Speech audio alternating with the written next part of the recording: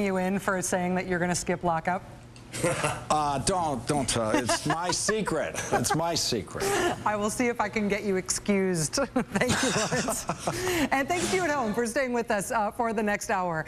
If you were king for the day, if you got to make the decisions in this country and you wanted to bring down the deficit, would you raise taxes on people making more than $1 million a year? Would you let the Bush tax cuts expire for the richest people in the country? Would you get rid of the subsidies, the tax breaks for the oil and gas companies? Would you do all those things? Really? Are you that liberal? Are you that liberal that you would do all of those things? If you are that liberal that you would do all of those things, then you are an average American. The support for these policies, look at this. The support for these policies is the kind of support you get for the contention that puppies are cute. 81% of the country supports raising taxes on millionaires to close the deficit. 81%. If you look at the policies that Americans say they support, then we are the Soviet Republic of Americanistan. We are a bunch of commies in this country. If you don't tell somebody whether a policy is a liberal idea or a conservative idea, if you don't say who is proposing or supporting the policy, if you don't say where the idea is coming from, big majorities of Americans support really, really, really liberal economic policies. More liberal policies than are being supported even with Democratic majorities in Washington. These are from the new NBC News Wall Street Journal poll that just came out today. Same poll also asked nationwide whether or not people oppose or support what Governor Scott Walker is doing in Wisconsin. 77% of people, 77% of people in the country say that unions should be able to hold on to what the Republicans in Wisconsin are trying to take away from them. 77% of Americans are for public sector collective bargaining rights. The American people, turns out, are a bunch of commie pinko libs. We're hippies, dogs on strings, soak the rich, kumbaya. Here's the most amazing thing, though. The same group of people who says that this is what they believe in terms of policy, the same group of people who believes this mostly call themselves conservatives. 36% of people in this NBC News poll, in this poll with these numbers, identify themselves as conservatives. Only 24% identify as liberals.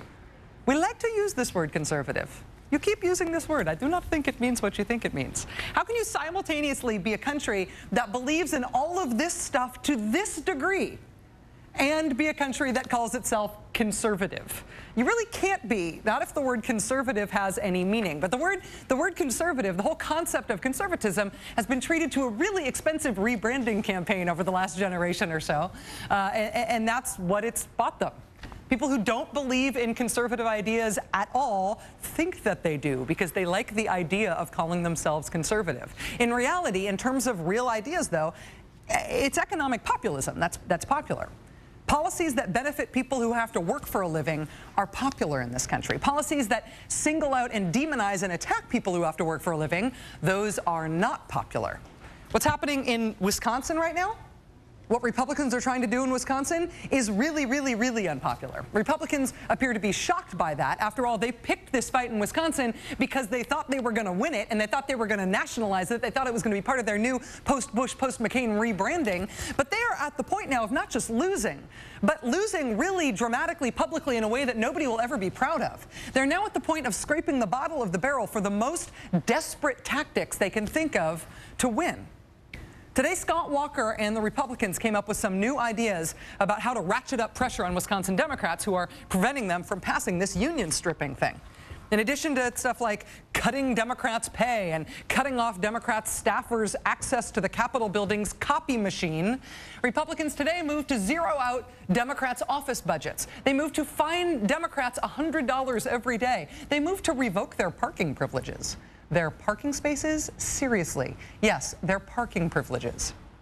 That's the ground on which Republicans are now trying to win this. That's the ground on which Republicans are left to fight this out in Wisconsin. That's what they have to stand on. Republicans have gotten to the bottom of the barrel in terms of what they can do, and their support has just disintegrated.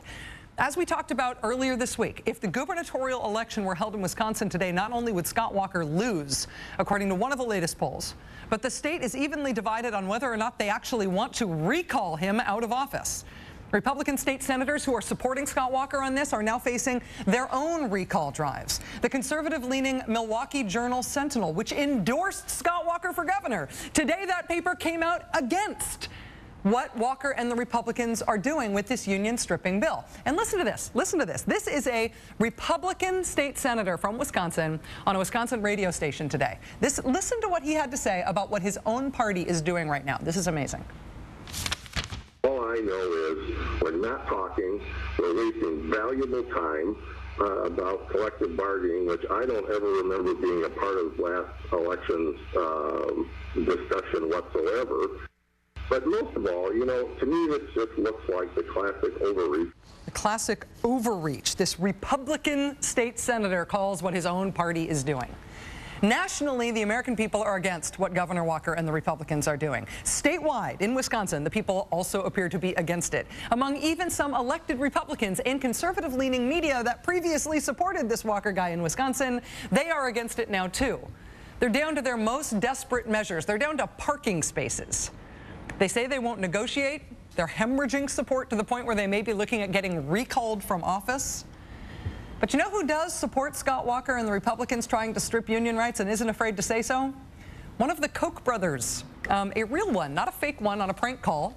The billionaire Koch brothers are not from Wisconsin, of course. They do own a large oil and chemical company, however. And Charles Koch wrote in the Wall Street Journal yesterday that he is on Scott Walker's side. It's both a bit of an anticlimax and a really instructive thing for why this is a national story. There are two sides in this fight.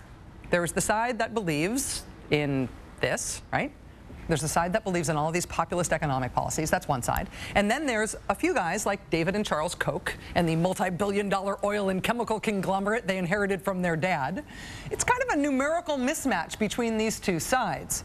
But it always is. It's the upper crust versus the middle class. It's the few people who own the company versus the number of people who work for the company. It's the people who write the paychecks versus those who cash the paychecks. It's the economic elite versus the average person. And what the elite lack in terms of numbers of people, they make up for in leverage, in terms of the amount of money they can spend in order to advocate for their side. And that split between these two sides, aside from social issues and civil rights and issues of political style, that split is the reason that there are two different political parties in the United States of America.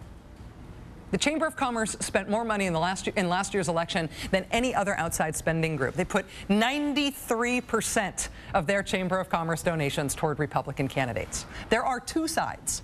And because the Democratic side is inherently the one that has more people in it, and this is a democracy and it's one person, one vote, the Republican side, in order to compete with that, has to use money to leverage as many votes as they can, because their side represents the interest of fewer people. That's where they found social issues and abortion and gay rights and religion and all these other things to come in handy. There's an economic split between the two parties, between Democrats and Republicans. But more people are on the Democratic side of that economic split, almost by definition. So Republicans, by and large, have had to use non-economic issues to get people to vote with the economic elite and against their own economic interests.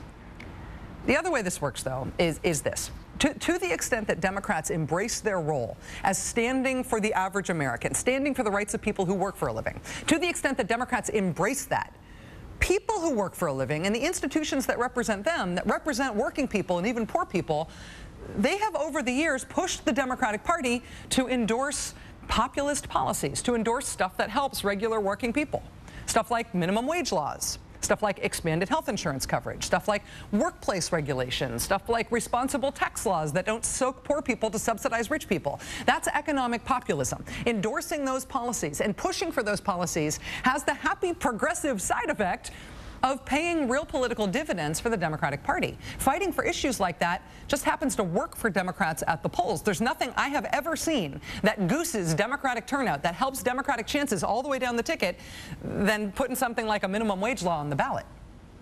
Economic populism is really popular. People really like these policies. Even people who call themselves conservative like these policies.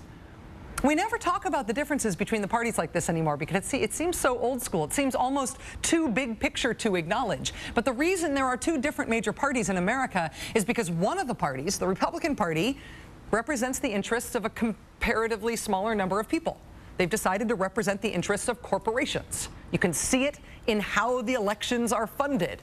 They've decided to represent the interests of people like the Koch brothers who own the corporations. The Republican Party represents those economic elites.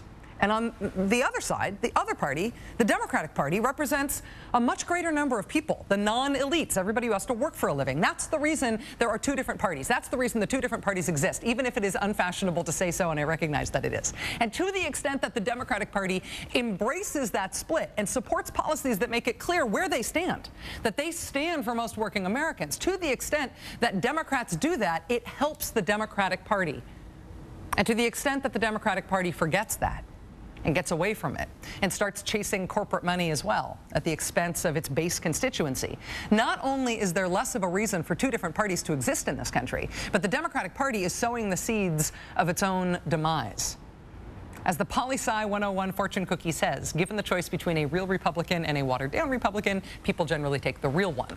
The reason Democrats are even tempted to try to be more like Republicans, to chase corporate interests, to give up on what makes them different from Republicans, is because they tend to forget that economic populism is so popular. They forget numbers like this. They forget that this is what this country believes in. And now Scott Walker and the great Republican overreach of 2011 has served to remind them. It has reconnected the Democratic Party with its reason for existing. Scott Walker is looking at being recalled as governor in Wisconsin. What's happening?